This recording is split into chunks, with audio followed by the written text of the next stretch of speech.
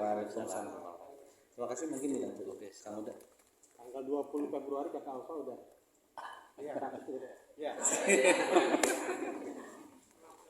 Baik, terima kasih atas tanggapan juga pertanyaan. Saya rasa tadi Kak Ova bilang harus mengadu kemana gitu ya. Kira-kira PGRI di sana fungsi nggak? PGRI di sana fungsi nggak kinerjanya? PGRI. Saya tanya di daerah dulu. PGRI. Persatuan Guru. Iya, kira-kira berfungsi nggak di sana? Kayaknya gitu. Nah, gitu kan. Paling enggak ya silakan adakan aduan ke PGRI langsung ke pusat, atau ombudsman kan juga bisa untuk dijadikan Pelayanan publik untuk membantu apa-apa yang ada di daerah kan seperti itu. Jadi ini memang sangat urgent sekali. Saya rasa memang harus butuh perhatian khusus ya terkait di Papua ini. Memang kasihan saudara-saudara. Saya juga pernah malam-malam di chat teman-teman Papua. Di sana itu kalau saya ya selaku honorer juga minim sekali formasi, bahkan honorer untuk menuju P3K itu sendiri sepertinya sangat sulit sekali di sana.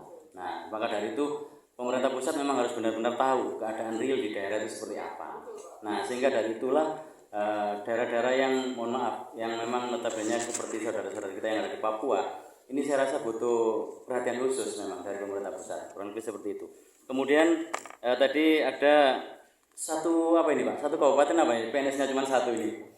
Inilah kenyataan memang, tidak hanya di daerah terpencil, bahkan saya tadi sempat menyampaikan di daerah seperti Lumajang itu di Jawa Timur, itu sebenarnya di sana darurat guru, walaupun itu bukan daerah terpencil.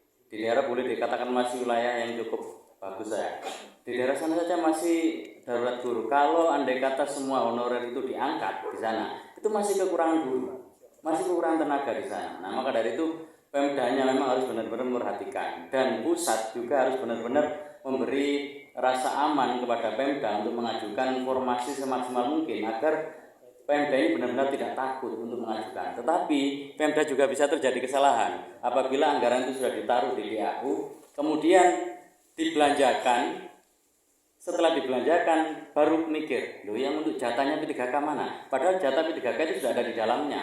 Nah, baru setelah anggaran itu habis mau menganggarkan takut karena merasa tidak punya anggaran, merasa uang daerah tidak cukup. Padahal anggaran dari pemerintah pusat itu sudah ada di dalamnya, sudah ada di DAU tersebut. Nah, maka dari itu Pemda juga harus bijak dalam menggunakan anggaran yang ada.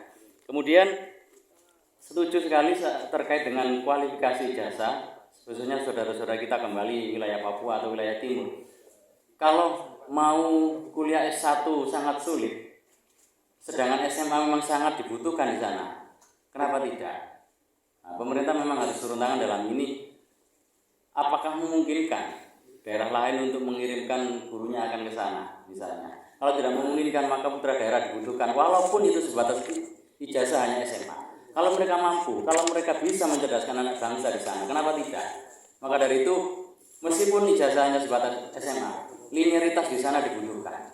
Begitu juga di daerah tidak hanya wilayah timur, bahkan di wilayah barat pun mohon maaf sekarang kalau mereka itu untuk menyelesaikan studinya sangat kesulitan sekali, memang terbentur dengan honor yang sudah mereka terima tiap bulan. Saya katakan tadi mohon maaf saudaraku, 500 itu sangat besar sudah, bahkan ini saudara-saudara kita ada yang tidak di honor dari nakes ya, kan ini sangat miris. Nah, di mana pemerintah saat ini? Tentunya harus hadir, dan hari ini sebenarnya kita ingin bertemu langsung dengan Menpan RB ini, harapan besar kami. Ya, tetapi apa boleh buat, Menpan RB tidak bisa hadir, dan semoga terekam semua dalam kegiatan hari ini bisa didengarkan dan bisa untuk ditaruh apa yang menjadi harapan kami ini di bagian depan agar benar-benar untuk menjadi pembahasan yang urgent untuk diselesaikan dengan sebaik-baiknya. Terima kasih kurang lebih Pak Anto. Terima kasih. Terima kasih Bapak Ibu para narasumber.